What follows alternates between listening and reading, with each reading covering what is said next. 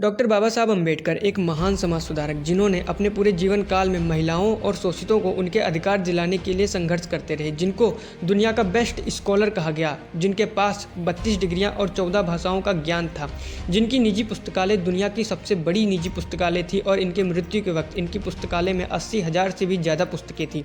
बाबा साहब जब 1942 से 1946 के वक्त वॉइसरॉय एग्जीक्यूटिव कमेटी के चेयरमैन बने, तब लेबर कोड बिल भारत को दिया, जिसके अनुसार मजदूर दिन में 8 घंटे तक और सप्ताह में 6 दिनों तक काम करने का सुकून पा सकते थे, वरना पूंजीवादी लोग मजदूरों से 14-14 घंटों तक काम करवा करके उनको एक फूटी कौड़ी भी नहीं देते थे। बाबा साहब ने भारत को समता, समानता, बंधुता का पाठ पढ़ाया और कहा कि राजनीतिक आज़ादी का महत्व तब तक नहीं होता जब तक हम सामाजिक आज़ादी नहीं प्राप्त कर लेते।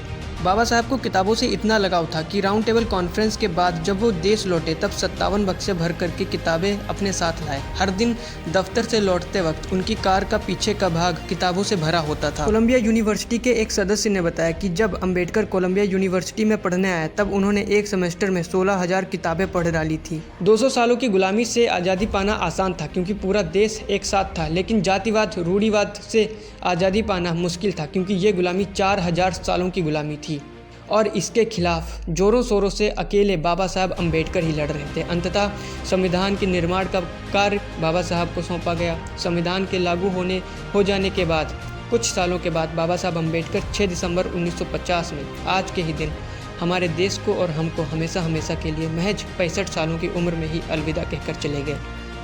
ऐसे महान समाज सुधारक को मेरा नमन। जय भीम, जय भारत।